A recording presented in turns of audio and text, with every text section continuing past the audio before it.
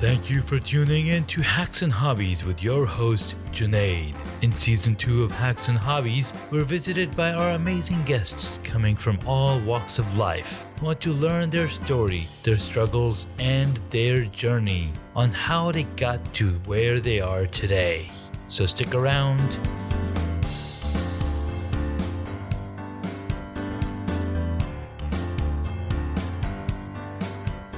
In this episode, I get to speak with Michael Whitlow. He owns and operates Vet Builder. He's a former Marine, or he's a Marine Corps. I don't know, they say you're always a Marine.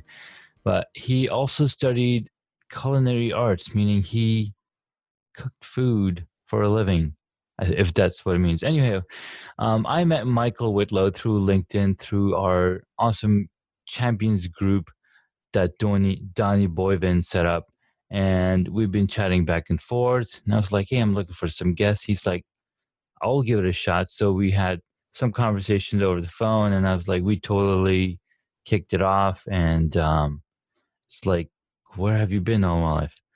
So anyhow, I am happy to have Michael come on the podcast. And here he is. Michael, thank you so much for coming on to the podcast.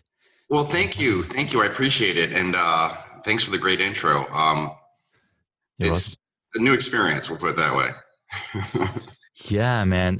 So talking on the phone and talking on the microphone, it's almost the same because technically a phone has a microphone. Right. But here we can relive this moment over and over again. I'm sorry to say, right? I don't know, man. It's sometimes, you get to catch your mistakes. You get to catch how you talk to people. It's pretty neat. I mean, yeah, for sure. I mean, it's like I'll be listening to some of my older episodes and I'm like, I could have done that better. Oh, he was telling me all what I was asking. I just wasn't paying attention. Yeah, you weren't listening. I wasn't listening. I'm just trying to pay, it's our minds are so moving so fast. It's crazy. Well, it's hard for me because normally if I'm talking on the phone, I've got my earpods on and I'm walking around and having to sit here with my face stuck to a microphone. There's got to be a better way. I mean, I feel like, Freddie Mercury, singing Bohemian Rhapsody here. Well, you won't get as much of a workout as singing Bohemian Rhapsody. Oh, there's no doubt at all. It's an interesting dynamic because when people started asking me to be on podcasts, I thought, well, why would I be one of those guys where people would actually want to sit down and listen to me? And maybe after the second one, which is this, they'll go, yeah, Mike, hang your hat someplace else, brother. I know what you mean, man. Not that interesting. I don't think that's the case because there's almost 8 billion, maybe 7.5 billion people in this world, and every single person has an amazing story. And no two people travel the same path. So we're all very unique in our own way. It's pretty amazing. Well, unique doesn't always translate into interesting. I didn't say it has to. It's out there. Somebody. All you need is one, right? Somebody just need one, man. You just need one. Absolutely. And what's funny is talking about unique. I remember, at least my friend. So when I was in high school, one of my friends used to call me unique. I was like, "Why would you?" Like, he's like, "Yeah, that's your nickname, man." I was like, okay. You're a unique person. Right? Yeah. So anyways, so here at Hacks and Hobbies, we like to get into our hobbies, get into different life hacks that, I've come to appreciate. And it's a funny journey, like what I've taken to coming around with the podcast. Anyways, it all started with me documenting about my beekeeping hobby, and then it turned into well, let me find out what other people are doing or in this world. I mean, there's a lot of them. And everybody's had a different journey, and they've got a lesson. You know, they've gone through things that has taught them what not to do. It's like my mentor says in beekeeping class, an experienced person or a beekeeper will have a long list of things what not to do. Yeah, like not get stung. Exactly. Don't get stung, but you will get stung. I don't think that's cool. No, it's not cool. But so talking about stinging, just quick fact. So there's two types of stinging. You can get half stung, where the bee doesn't die, and she's just warning you, like, "Hey, watch out." And then there's a full stung, and I don't think I've been full stung before. Really? I don't think so, because I wear gloves when I'm out there. So half stung a couple of times, I think. Yeah, see, that doesn't, it's cool that people do that, but that doesn't, no, I don't like to be stung by anything, whether it's half or not, because I literally don't know the difference. I agree. It just sucks. I don't like being stung either, but sometimes. And yet you're a beekeeper. Yeah. Sometimes when you're a little aggressive or a little, because they can sense your feeling, like animals, right? They can sense what you're feeling. They know exactly when you're afraid and when they can start chasing you, like dogs. And so the bees are the same way. So you have to be super calm and composed and have a control over your own person before you can go control others.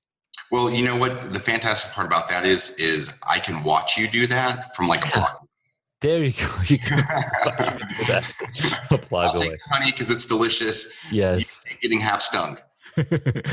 Yes, right. So for the year and a half that I've been doing beekeeping, it's my second year. I've only been stung once. Really? Yeah. Well, then you must be very calm and collected, because I think that if I walked up to it, they would see just absolute, okay, go sting that guy because he's not calm. That's too funny. Well, no, they're pretty good. They're pretty good about it. All right, man. So what I like to hear is, so talking about journeys and how you get here, and what inspired you to be doing what you're doing, and if what you're doing is what you love. So there's a lot of the times there's versions of stories, like especially when I'm talking to speakers and authors, they usually have like a blurb on their book, and then that's a story that they tell everybody. But then I always look for, what's the version of your journey that no one's heard before? So what would that be for you? The version, I think part of it is up until recently, I was always operating in the background. I was never interested in sort of coming up and being in that segment. So I think that when we talk about our life's journeys and all that kind of good stuff and metaphysics and all that kind of good crap, I think ultimately you're the person you are. You're ultimately created by your environment, and whether you've had an environment based on survival or an environment based on resources, I think that we all come down the same road, but there is definitely a crossroads where it changes. Yeah. It's just interesting. It's when you start thinking about when somebody wants to actually listen to what you're saying, and being sort of at the top of my career path. It's nice to sort of get the recognition. I mean, I'm not winning awards type of thing, but it's nice when someone says, especially when you're in their house, like, wow, that looks really nice. How I got here, it's 30 years of being in the service industry, the sort of jobs that no one wants, or entry level jobs. I got really, really good at that. And always enjoyed working with my hands, no college per se. And what finally happened was I finally stuck with something. Yeah. And that's where the change actually started to happen. Okay, we're going to do this. We're going to get better at this, and hopefully be successful at it. And early on, we weren't so successful, to say the least. Yeah. I totally get it, man. You've got to go through those motions to figure it out, right? Okay, this is, stay away from this, do this right, get all those ducks in a row kind of thing.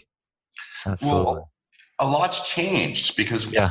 being, I'm not in an industry that sort of goes to big conferences all the time. And, after doing some research on what we're doing, as far as influencers are concerned, there's a few in my industry, but there's still not any real leadership, or if there is, I haven't found it, and I've looked. So you when we look at business nowadays, I'm a guy with 2 vans. We're doing fantastic. Everything's falling into place, but at the same time, doing research and looking at how you scale up, I found this whole internet thing, and it completely changes the dynamics of how I was doing business and how I need to be doing business. And sort of at 48, you're like, oh my God, I thought I was done with this. but no, it's like, oh my dude, you missed out on like the last 10 years because the internet was for cars and reading magazines.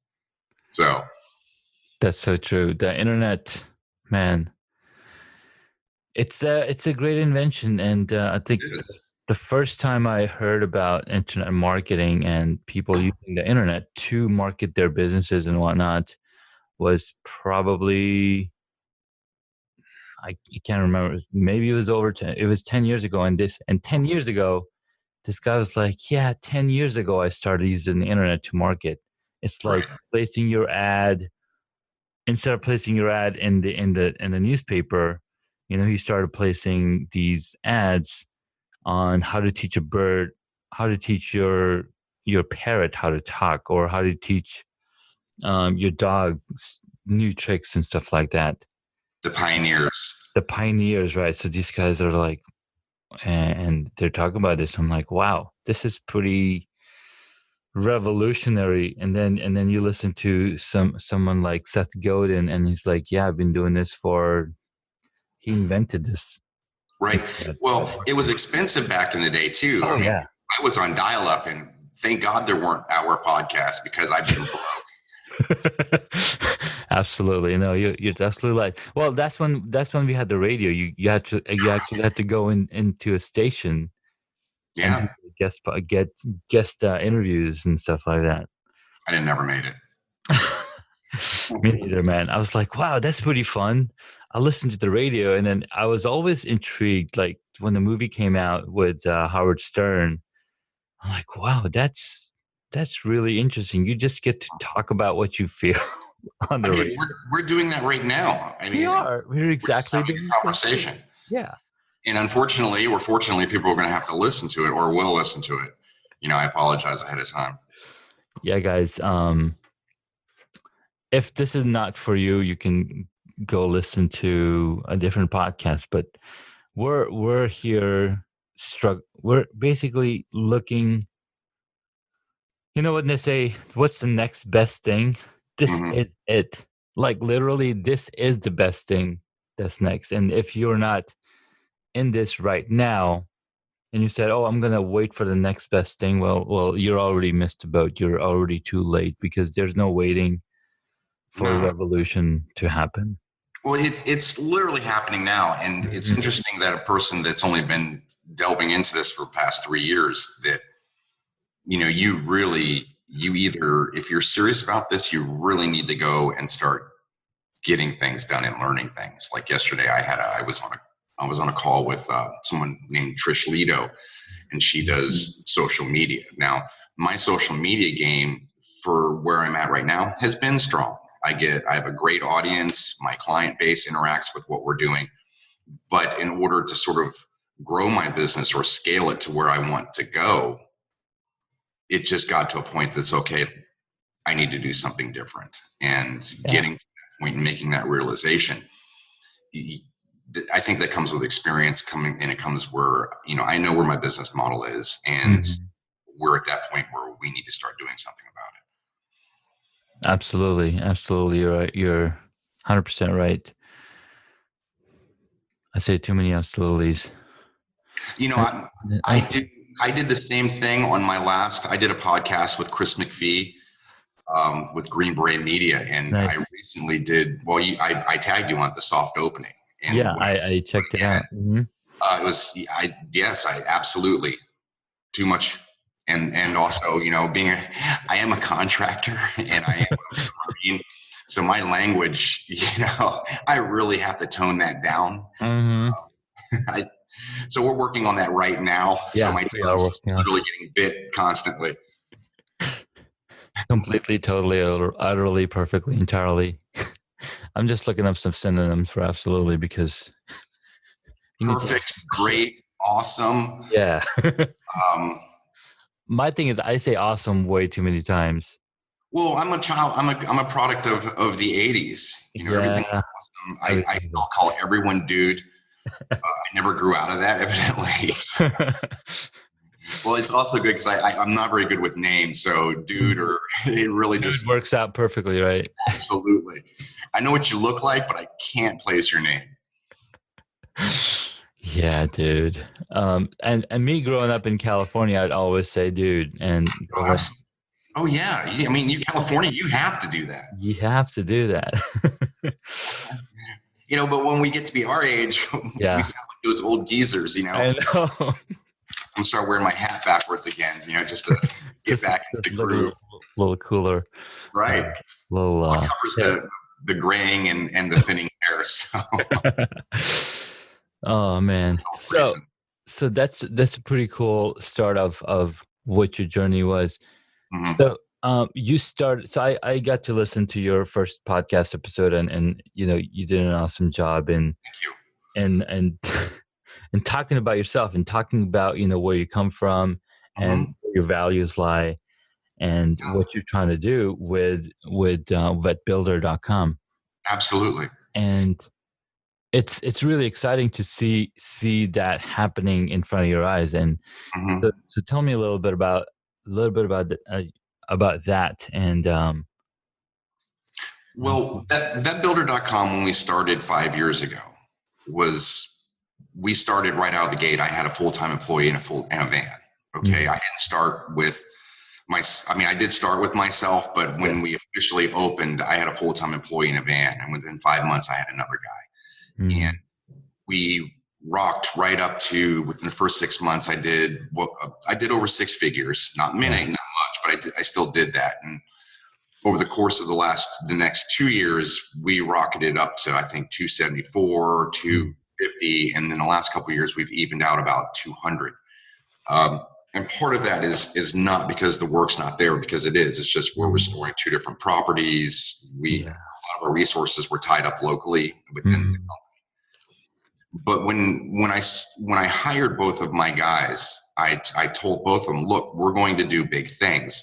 Big things at that point was still national marketing. So when we got to a point where we were not working 7 days a week and slow down, and then also things started to change, learning about social media, learning about the income possibilities within my segment or my industry. And I thought, well, if I'm going to scale up, I can either throw 5 vans to the road and be successful, or I can go, well, with the amount of energy it's going to take to do this correctly so that I don't end up with 5 vans in my driveway. Why don't we look at the industry? Why don't we look at the coverage, look at competitors, look at franchises, and find out that, well, there's an absolute need for a service company that is trusted, somebody that when they're going to come in the house, they're going to do the right thing, because I'm providing videos for everyone to see that. Yeah. And then look at the market segment. You have to figure, if Home Depot and a Lowe's builds a big box store in a location, then I can guarantee you that they can take someone like me on. The market's there. If they think the market's there, then I definitely do. So the homework was already done in a lot of areas. Yeah. But what do you do when you've scaled up? I'm a 6-figure company. We have 2 full-time employees, 2 vans, brick and mortar location, pretty decent internet presence. And where do you go from there? We're at the point where we've been ready to scale up, but we haven't, because of the logistics of it all. And where do you go from there? you're a small 6-figure company. You've got dreams and aspirations and, limited resources. Yeah. I don't know where these things go. So you have to spend a lot of time looking and researching. Absolutely. Or the word is downright straight up. So where do you go? So where do you go, right? So you want to scale up and you want to grow, but without having to have those 5 vans on the driveway. Right. That is interesting. Well, you look at the trades and you look at the industry. What tends to happen is, well, what happened with me, we'll just leave it at that. We just, every year was more explosive growth, contacts, and a lot of information being done. And then I thought, well, I'm giving this information out regularly, so why don't I just give it to everybody? And you create that, and it's not, I'm not going to say trust, because it's our work and it's the way that we communicate that builds trust. But at the same time, you have like this whole different world that you now have to contend with. And it's having a reputation built business or reputation based business is difficult nowadays, because of the fact that anyone can be even the least or just a little bit unhappy, and they can get around Facebook, or they can get on Yelp, or they can get on any of the platforms and give you a 4-star review. That's, sometimes you deserve it, absolutely. But I think the difference is, and the reason why I don't have any reviews that aren't 4 stars or A's. I mean, we've across half a dozen different platforms, we are at the top of our game in all of them. Is that because we knocked it out of the park every day? Absolutely not. We're in remodeling, we're in people's houses, things go wrong. You open up, you take a door out and find out the subfloor is rotten. So we went from a fun project to a, oh my God, I got to go buy, 2 sets of tires kind of thing. It takes fun out of it. And the difference is when we don't have 100% day, and we don't. I mean, we do. It's working outside, 90 degrees. Yeah. Sometimes shit just goes wrong. Oh, but yeah. The difference is, I'm not an elephant in the room kind of guy. I say, look, I think we could have done a better job here. We're going to fix it. We're going to fix it on our dime. I apologize for the inconvenience of having to be here longer. But so even the people that didn't like us, because they still felt like we didn't fulfill their expectations, we also bent over backwards to try to fix that. Yeah. And I think that's also missing in a lot of the customer service industry or service industry jobs, because it's, they're so worried about the money. And I understand that. Trust me, I pay my guys a salary. It's over $50,000 a year. We have those 2 vans, so it's the vetbuilder.com monster in its current state is very hungry. So but you have to mitigate that, or mitigate the client and the possibility of having that bad review. But then you also, in the back of your mind, you have to be very, very realistic and go, okay, I can't make everybody happy. I did my best to try, but I just couldn't do it. So, you apologize, you fix the job to where it is, and it's done right. It may not be to their preference or what they thought from a YouTube video, but because there's a whole network that feeds my industry, and it's like, look, I can't build a deck in 4 hours, so no way. Why don't you show the 50 guys in background actually doing all of the work? So this hour episode. It takes time. Absolutely, it does take time. But that's where I'm at within that. Yeah. Wow. I know, who'd have thought some guy from nowhere. But the other part about it is, and as we talk about it, or as I have talked about it, there's a confidence level. I'm a very, very confident person externally, but internally you start to have that turmoil. It's like, okay, well, what if I fall on my face? Because I've gotten to the point now where I'm telling everybody, look, I'm looking to put a branch of vetbuilder.com everywhere. Yeah. It's the enterprise rent-a-car model. which is just dominate a market, and it's sort of parasitic in that it's being driven by other industries. So we won't be as parasitic. Yeah, parasitic. Just out there to help fix problems, because essentially that's what you're doing, right? You're helping problems, and you're creating solutions for people living in their homes, because that's what you're doing. It's just amazing, because I've got some problems in my house right now, and I'm like, I look outside. I'm local. Yeah, so this is a marketing opportunity for me to share my wares and charge you money. Yeah, I know, right? but if you think about that at just that level, okay, you just met a guy that could solve your problems in your house. Yeah. And your neighbor has that problem, and your family has that problem. The people you work with have that same problem. So having that reputation, or making sure that your paramount concern is reputation. Yeah. And you can see how that spreads. Amp it up to a global scale, and things get interesting. Exactly. No, you're right, man. And people, and you're in the prime space, because people live in their homes, and you're helping their homes be a better living space.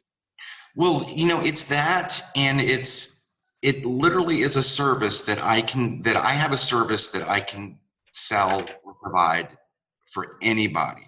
Literally anybody. If you live in a home and you flush a toilet, I will do and can have a solution to a problem. Yeah. And you get up to people wanting to do renovation work or remodeling work, and it's as hard as it was to sort of create that narrative where it would register with them.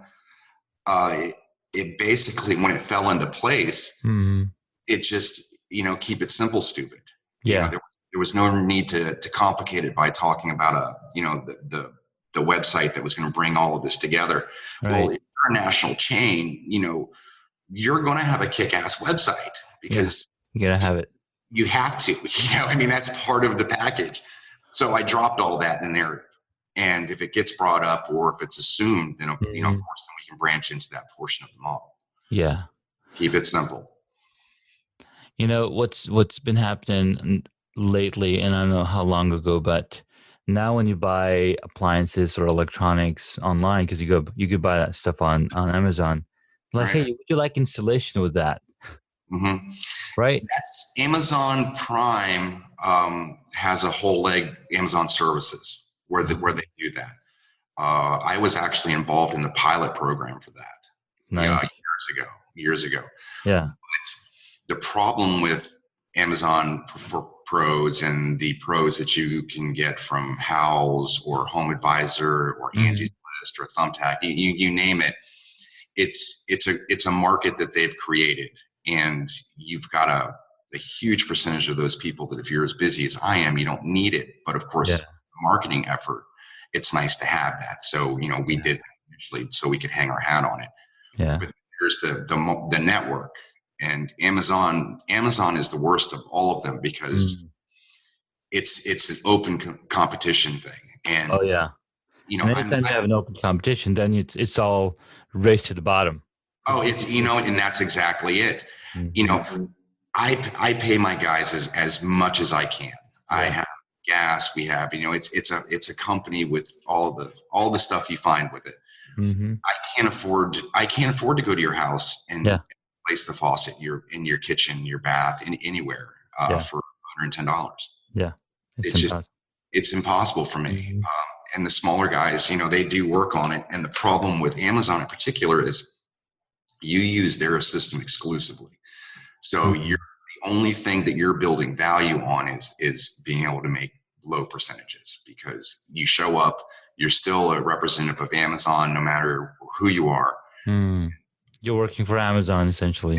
Absolutely. So I wasn't a big fan of that, because it was basically, I'm here because this $200 job is going to make me, $8,000 when I do your bathroom. Yeah. And cutting out the personal part of that and any sort of marketing or relationship building. Mm. No, I wasn't interested. Plus, they wanted me to change the name of my company. Oh. Yeah, they did. They You would can't not. have a vet builder in your company, or you can't have a vet in there because they want to market it to everybody. Yeah, I mean, it was vetbuilder.com. They suggested doing a DBA as just vet builder. Well, the reason why my company's name is vetbuilder.com is because I want people to go to vetbuilder.com. Exactly. That was a carefully planned out and anticipated move. It had to be simple, quick, and something that maybe goes, oh, you know what? I can remember that. Yeah, exactly. That's awesome, dude. So, you got a ton going on, man. I do. And what keeps you motivated? I know one of the motivations is to go national and figuring out, and I'm sure you've got half the stuff figured out on what needs to be done. You know, I do. And that, I don't want to sound arrogant or anything like that, but the high points are there. Okay. And even in the last 6 months with being on podcasts and talking to people about social media, the high points are there, but the applications and the road have changed. Yeah.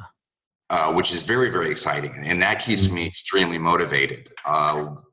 I spend a lot of time reading and not books. I don't do books, but reading things online, Inc. magazine, and just all kinds of little fun little articles. You know, that motivates me. The fist bump, hey bro, we got to get this thing done. That doesn't resonate with me. I'm not wired that way, but I can see the value in it and seeing there's the difference. You can not like something, or something may not work for you, but you can still glean the value from it and say, okay, you know what, this is how this works, and this is why. But motivation, family, my 2 Boston Terriers, my friend network here, you know, the real people that that are like, you know, down the street. We've being able to connect that way and sort of seeing the results of leadership and small little pushes here and small little pushes there. It's getting to this point where it's all starting to happen. Yeah. That in itself, just the fact that there's a ball rolling. I'm sure there's a number of influencers that I've talked to and have relationships with that absolutely think I'm crazy. Yeah. But I'm not going to post. I don't generally post just for the sake of posting. Yeah. You got to have absolutely behind it. Yeah. You know, and I'm not there to waste anybody's time. And if I've got a weird question, I ask it, because that's how I am. You know, it's taken me a long time to get there. If I don't understand something, like say, for instance, perfect example, your resume. Yeah. Okay. I saw your resume. I looked at it and I had no clue what any of that is. None of it, you know, and you have to respect, again, there's where you go back to respecting or recognizing. Yeah. We're in a completely different industry, and yet here we are talking about the same things. Exactly. And I think there's that. There's amazing things happening in this huge world, right? And we all come from different parts and different, like, goes back to those experiences and our, you know, what we are drawn to. But there's always those things that connect us as being human beings, as, you know. I call those the 7 states of man. Yeah. But you know, you have to. We're at the bare bones. We're still the same. We're still the same. I mean, 7 states of man, greed. You know, all of those things, or the 7 deadly sins, as most people call them. We're still a company. We're still a world that is greed driven. Oh yeah. Because and that's the nature of man. Absolutely. And then you have to realize, okay, well, I'm trying to understand the dynamics of this relationship, but at the same time, it's, you know, you kind of get lost. Yes, it's very true. Like they said, I can't remember, but the Prophet Muhammad, he said, I don't know if he said it, but it says if you give a mountain of gold to the man in his one hand, he'll ask for another one for his other. Right. That never goes away. No, and that's a narrative that unfortunately fuels a lot of what we have going on nowadays. Mm-hmm. Mm-hmm. I mean, I'm not gonna say I'm not a capitalist because I am. Yeah. I mean, let's Be get that real. done early. But I think that along the way there you have an opportunity to not be the guy that yells at you every day and try to work within your comfort zones or work within your abilities, because we're still environment driven people. My experiences and my opinions or feelings are a direct reflection of my environment. And I think that when we start talking further about stuff like that, it's the hypocrisy and the intolerance that is the part of the biggest problem. Yeah, that's so true.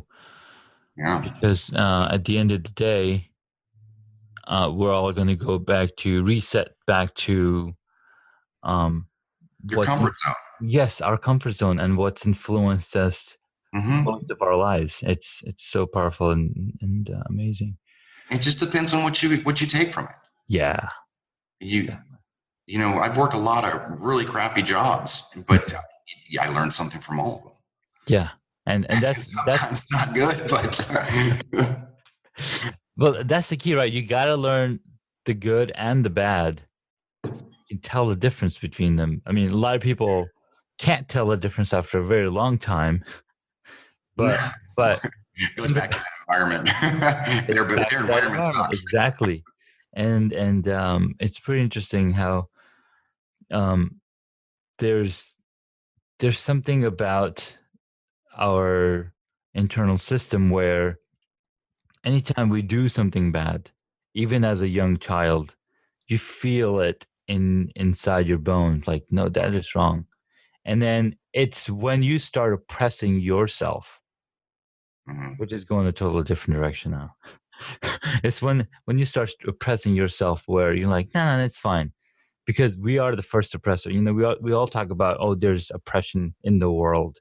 And there's a ton of it, but it starts with everywhere. Self, right? It starts with the self. And when you're okay with oppressing yourself, then it goes out to the world. Then you're like, all right, if I can oppress myself, I can oppress others.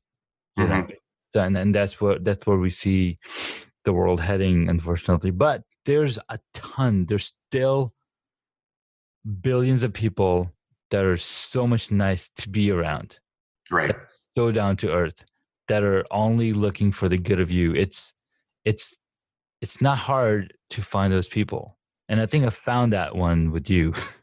I'm a pretty genuine guy. At this point in my life. I mean, whenever I've moved or whenever I've done different things, I'm a firm believer on reinventing yourself, taking the good, dropping what didn't work. I don't see that there's a lot of people that are that cognizant of what they're doing. But the real difference is, and we can swing this back. I'm gonna loop it back. When you're talking about your confidence, and realizing that there's confidence, you can have all kinds of different types of confidences, but when your life starts to actually fall into place, people like Stephen Kuhn, Lane Balone, I mean, I could go on and on and on. These are the people, like, when you listen to their stuff and you're like, okay, well, this is cool. And then, people, and not just them as influencers, but anybody, basically, you start listening to what they're saying, and they, everyone calls it the epiphany, but at the same time, it's, I hate using that word because everyone does it. Yeah. The pieces start to fall in place. And with business, the processes were maybe not there, but I could see them. and the confidence of being able to walk into a house and remember, they called you to be there. They invited you into their home, which is that's an honor, and it should be an honor, but they invited you into your home because they wanted to talk to you about what you can do for them. It's all about solving a problem. And circling back to someone like Stephen, when I first met him, was giving a sort of a meeting where he was doing I'm trying to think of the word. He was a soft opening for a presentation he's going to be doing in Richmond or someplace. And the resounding portion of that was he was there to solve a problem. Okay. It wasn't, you asked me that if you want me to do this, this is where it is. No, let's solve the problem. Let's be the person that someone's going to go to have somebody figure it out. And I do that a lot. Yeah. Because I don't know everything. So it's like I said before, I've gotten past the point in my life where my ego is what drives me. Now it's my curiosity. Yeah. And if I don't understand, I don't care what you think of me, and I simply don't understand. And if you're confident enough that you're talking about it, well, raise your hand.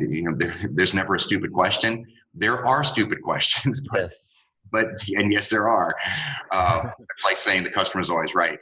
But you raise your hand, and I say, I don't understand that, and I don't need you to solve the problem for me or tell me what it is. Point me in the right direction. I'll go look. Yeah. And I think people miss that.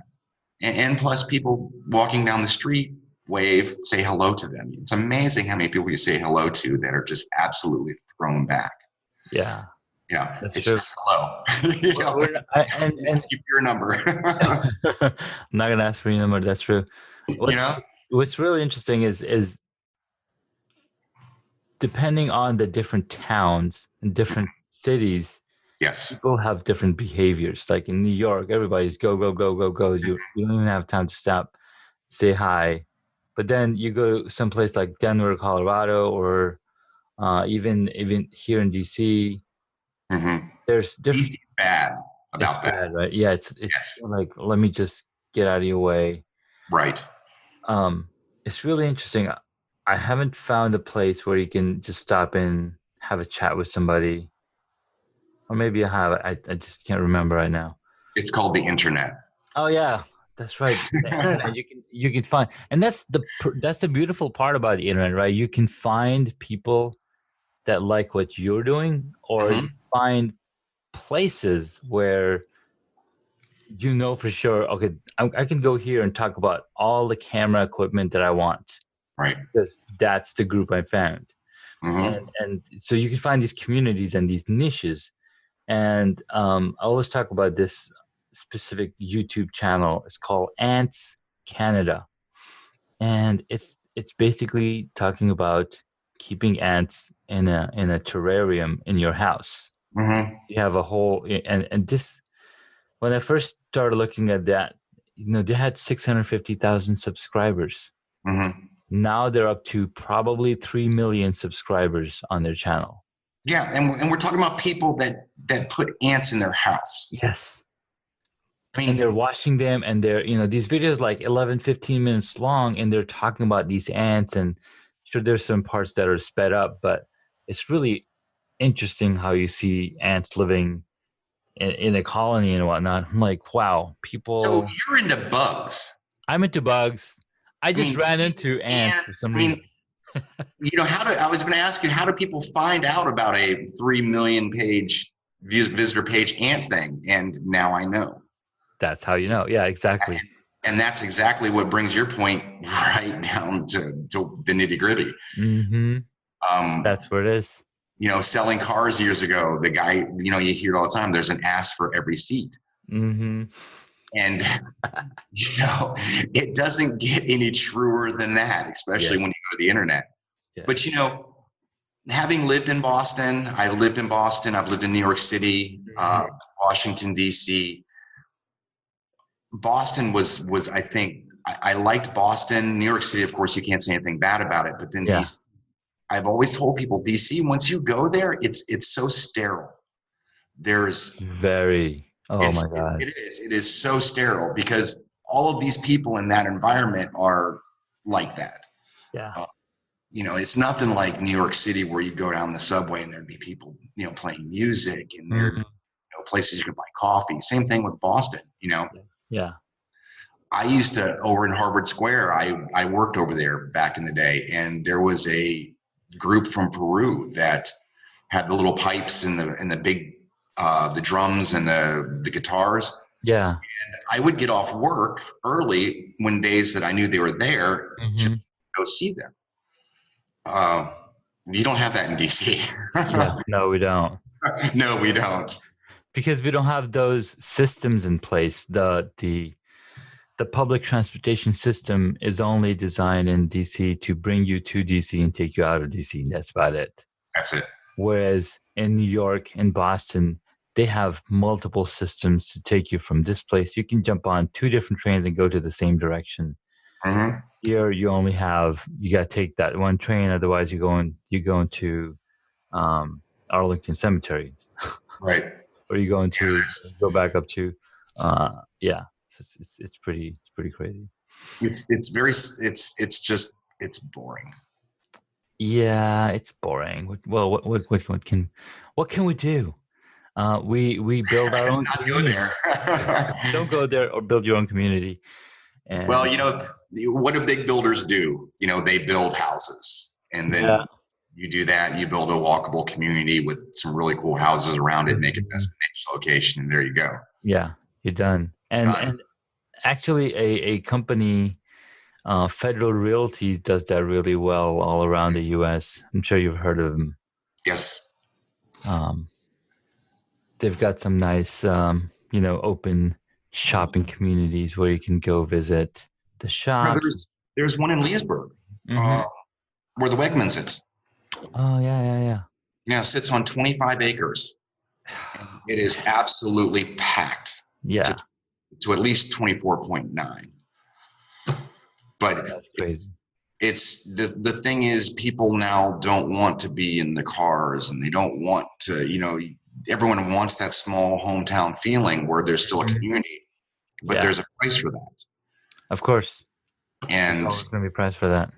You know, it's having lived in the big cities and now being in a town where there's 16,000 people, the dynamic change has been, it's the Twilight Zone. It literally is a completely different world. It is. And it's all within the same world that we live in. Again, back to environment-based personalities and experiences.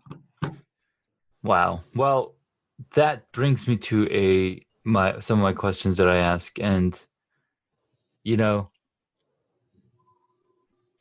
being in different environments, we're all exposed to different things. And sometimes you're not able to participate in a hobby that you wish you got into. So what was that one hobby for you? My number one hobby would, it's like I'm trying to go through the decades and figure which one, did it come back? But no, that's easy for me. Antique car restoration. Period. I am a car guy. I don't know anything about any sports, and I can say that honestly. I don't do any of that. I'm not wired that way. I'm not competitive that way either. Yeah. Well, talking about cars and restoration, that's a pretty fresh topic in my head. So I was surfing Netflix yesterday, and I ran into this show called Hyperdrive, where they bring people from all over the world that have been racing and that have been car enthusiasts, and they come and they try their hand on this very different racetrack. You have to go through like 5 different checkpoints or 4 different checkpoints and there's this one guy, he's got a 1960s van which started out as a 64 horsepower car, but he's like, or 25 horsepower, and he's like, you know, I got my numbers mixed up. That's okay. I have a car with 40 horsepower, so I can definitely relate to where this may be going. And he's like, he's changed everything out. Now that this car now outputs like 600 horses. Yeah, see, I don't want that. And he's racing that car, right?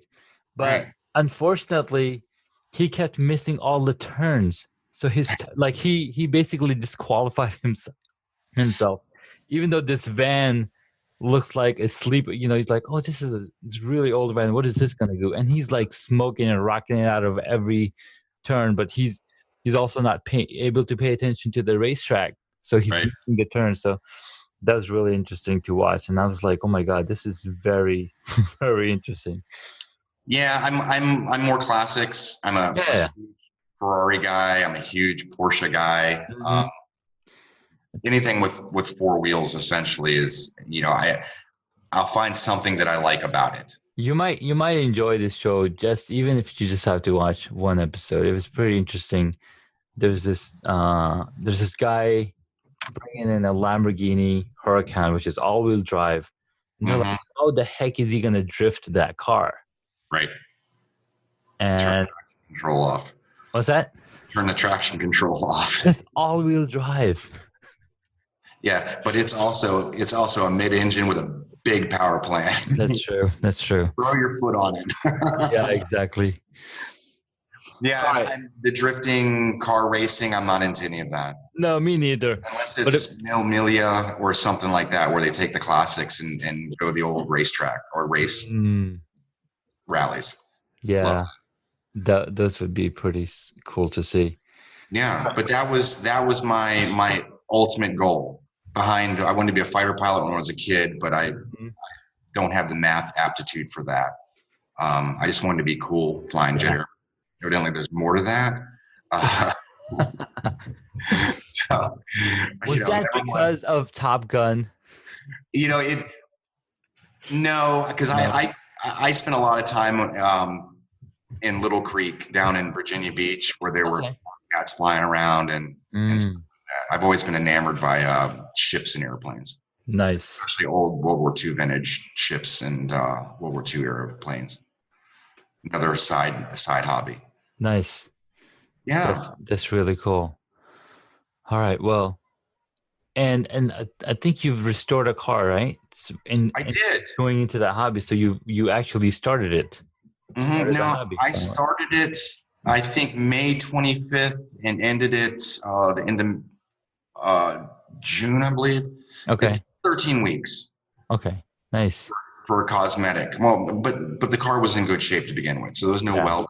This was cosmetic and some general cleaning up and maintenance. But it still went from a very flat car to a very shiny car. Nice. Very cool. I think so. Yeah, no, that's awesome. I'll have to come check it out. Absolutely. I'll let you drive it too. And can you drive a stick? Oh yeah. Yeah. Okay. Well, then you can drive it. Cool. I'm not teaching you how to drive a stick on that thing. No. It's you don't want to do that. No. My brother had a 240 SX, and he changed out the engine on that car, and that thing was, yeah, it was a fast car. Yeah, all right. Speed doesn't do it. I don't have the berries anymore. I'm too old. Be able to get it out, get to point A to point B, right? Stylishly. All right. What is your favorite movie or TV show? That's easy. Right now, it is Star Trek Discovery. Oh my God. It will be Picard when that happens. Yeah. Follow up would be Yellowstone. And have you seen Pennyworth yet? I have not seen Pennyworth. Pennyworth is the backstory on Alfred Pennyworth, the butler to Batman. Oh. It's a show. It's first off, it's same thing with Discovery. It is a visually pleasing show. Very visually pleasing. Yeah, but Star Trek Discovery, it is the only show that I will watch that I don't have my iPad or something in my lap doing something else. Yeah, that show was very intriguing. Oh my God, and it's so cool to look at. The actors, the guy that they got to play Pike. Oh my God, he's good. Enterprise. I mean, yeah. See, I didn't want to watch it initially, and that was because I'm a big Starship fan. I like the spaceships, and I didn't like the shape of the Discovery. So it wasn't aesthetically pleasing to me. Sure. But yeah, as soon as we did it, and it wasn't the subscription thing either. No. Because it took me forever to get into it as well. I was because I it took you forever to get into it. Well, when it first came out, I was like, okay, this is not moving fast enough for me, and maybe I just started watching way too late in the day, and had fallen asleep. And maybe I'm going to unfriend you now. No, I did binge watch all of it. So there's no way you're unfriending me. I've taken it a point further. I have now started watching Star Trek Next Generation, which nice. I watched when I was that age. Yeah. But we didn't record things back in those days. So if you missed it, you just didn't see it. You didn't see it. Like, oh, that. So I watch it 15 minutes at a time. Nice. Talking about old TV shows, I got into Doctor Who way back probably a few years ago. And I was like, all right, let me go to the original 1960s. And I was like, wow. Yeah, it was I'm going to have a TARDIS someplace. Yeah, exactly. Someplace. And my doctor was the same doctor. Oh God, if you hadn't asked me, I could have told you. But it's the same doctor around the same time as Dukes of Hazzard. So, okay. And that was on Doctor Who was on PBS back in those days. Yeah. It was the curly-haired guy with the long scarf. I would not know his name. I evidently don't. So. Yeah. But it was so since I did not grow up in the U.S. Before I was 20, I didn't get to see any of these TV shows in their prime. But it was really good catching up later in my life. Oh, absolutely. And it's all available now. Everything's available everywhere. It's like it's so weird. I don't watch enough TV to get through it. Yeah, but I know it's there. It's there. I was watching Martin Scorsese talk about filmmaking, and he's like, growing up, you only had access to that era of films, but today you can watch 1920s stuff, you can watch 1960s, you can watch something that just released yesterday. It's freaking amazing. We have access to so much stuff. And in that note, what movie would you choose if you got to play a character in it? Any Marx Brothers movie. And you'd be the Marx Brothers? Yeah, any of them.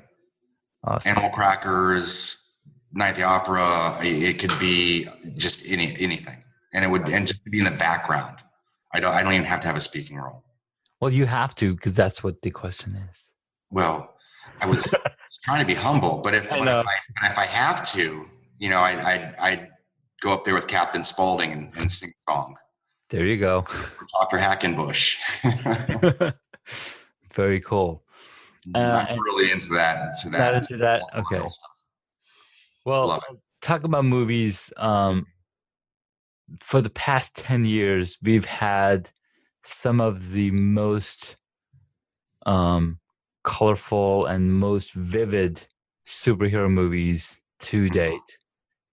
Who would be your favorite superhero, if not from these movies or overall? I mean, we've had comics for some time now. Well, once you come to my house, you'll see where this is like a perfect question for me. I am Batman, and that is from when I was a little kid. My mom always used to make me a little Batman cape that I ran around in. So it's a long time issue. Yeah. But you have to look at them from a movie standpoint. Now, I've always liked the DC offerings because I think they're different. Yeah. But Marvel definitely does it better. They just do the colors. It's just everything is just a fantastic visual experience. Yeah. I have to say that, but I liked Justice League. I liked the Superman. The original Superman was good, and I did like what's his face as Batman, Ben Affleck. Ben Affleck, he did a pretty good. His costume was very, very close to the Frank Miller Dark Knight series. It is, yeah. And there was a lot of if you know both of the stories, it was cool that there was certain little canon drops that lended to where the influence of that was. Interesting. What I liked about Ben Affleck's Batman is that he was a very like you could tell this is Bruce Wayne. He's not, like he played the part. Like he knows he's Batman, and he's not, and he's like the serious dude. Well, he has to be, and not to take from the Nolan Batman, because I did like that too. But you from all of those movies, and this is what does bother me about superhero movies is why do they always have to give you the backstory? Okay, we already know it. If you're watching Batman, you already know how he became Batman, and if you don't, it doesn't need 45 minutes of the movie. No, it just doesn't. And that's where my biggest complaint with a lot of these superhero movies are. But have you seen Shazam? I have. It's fun. It was fun. That was just a fun movie. It's a really fun movie. Yeah, I mean, it's Disney. Disney has always made good movies, and it's not Disney though. What do you mean? They're owned by Disney Studios. Shazam? No, the Avengers and stuff. Yeah, Avengers is, but Shazam is not. Yeah, that I didn't know. Yeah, Shazam is because that's in the same one as that's still DC. Yeah, that's DC, and in the end, you see Superman standing next to Shazam as right. And there's no Henry Cavill though. No Henry Cavill. Unfortunately, he had to step away. There's so much happening there. It's insane. Right.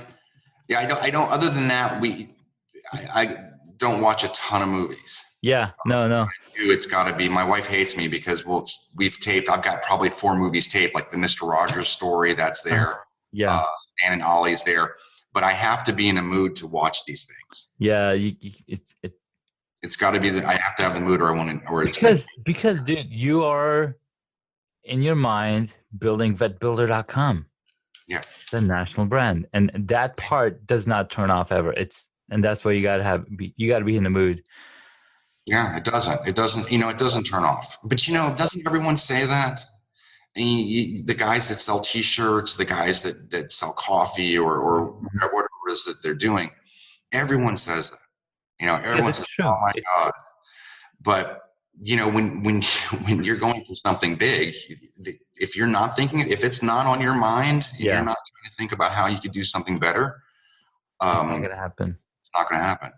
That's true. And I firmly believe that. I mean, some people may argue with me on that, but no, I'm steadfast in that. It's got to be in front of your mind. Absolutely. Awesome, man. Last funky question. If you were a board game, what would it be? It would be Operation. Operation. Nice. Because it's something that just like instantly scares the shit out of you. Yeah. And you have to go back and you have to get better at it so it doesn't scare the shit out of you.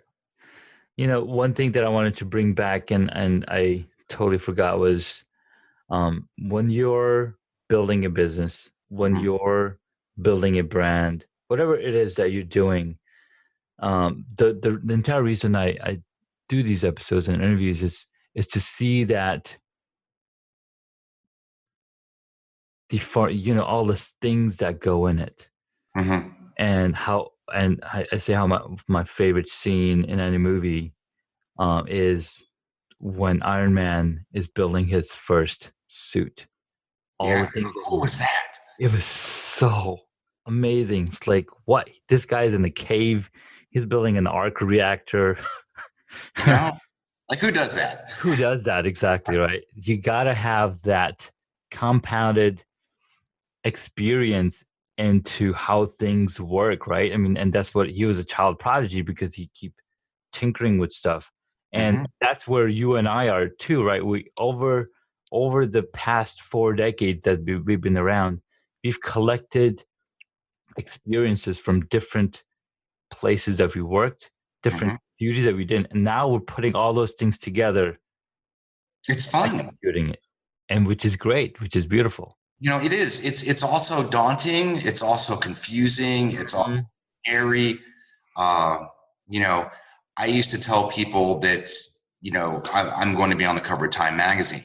Yeah. But I've switched that. I'm going to be on the cover of Forbes magazine. And having that kind of confidence, being able to go between, absolutely arrogant and, no one wants to talk to you because you're condescending, but having that confidence, I find that there's not a lot of people that can handle that in a way that it relates to them or it resonates with them. Yeah. Because I don't talk to a lot of people that aspire to having a national brand, and being at my level, the confidence is fantastic, blah, blah, blah. But man, I wake up some days, I'm just like, oh God, I'm done with this. Yeah. I don't want to do this anymore. And then there's the fact that, I pay my guys over $50,000 a year, and we've got a $20,000. We have to make $20,000 a month to keep it going. Yeah.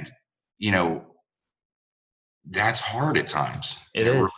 And people don't talk about that. You hear a lot of people talking about how successful they have been, and they're trying to sell you something that they think, even without knowing you at all, or even looking at your Facebook page, but they're going to fix something that's broke. Yeah. Some of us work within the confines of being broke. In fact, that's part of what drives them and gives them that gut feeling. I'm not saying broke like really bad broke. But, exactly. No. Absolutely. And I think that's being at this level and talking to people, I would rather hear about people that are in the same boat. I want to know a guy that just went over 6 figures. Yeah. I have a buddy that just made it to $1 million. That's amazing. He does roofing work in Texas. Yeah. I mean, how cool is that? It's really cool. And I haven't been, we're not great friends, but we talk back and forth, but you can see that progression, someone like Don Dodson, the same thing. You see that development as, these people in your tribe. And, I know a guy that does jewelry like in Taiwan.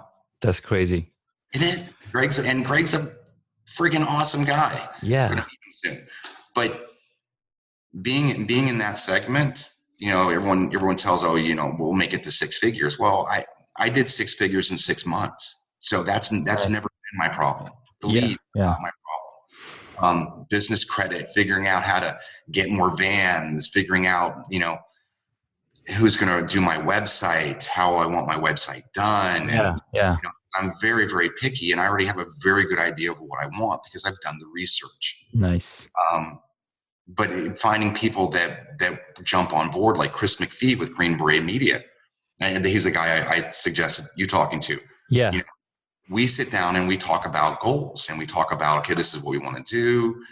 Then I've got the guy in town, William Huck, who's got CNC Frozen Treats. He's a mom and pop's ice cream store, and some people don't get it. He is a character. And his brand is entertaining. People go there, get really good ice cream, and they get a show. Nice. I'm sorry. I know. So, Michael, with Mr. Whitlow, we can talk forever, and the day is never ending. No. But this was really great talking. So people could find you on vetbuilder.com when that's up. Yes, you can go to vetbuilder.com. The site's currently down, so you want to go on my Facebook page. Awesome. On Facebook. Yeah, we're doing a lot of updates. Fantastic. Well, when the podcast episode goes live, I'll make sure to include all of the links to connect with you on the show notes. And dude, it was really awesome to get to talk to you again. We'll definitely have to touch base again and see what's happening. Yeah. See, I said absolutely 3 times. Absolutely, man. Right. Okay, we gotta go. All right, man. Take care. You too. Bye. Bye. Thank you so much for taking the time to listen to this episode on Hacks and Hobbies. We absolutely appreciate your contribution. You can find additional notes on hacksandhobbies.com. Please share the podcast with your friends and tell them what you learned about our guest today.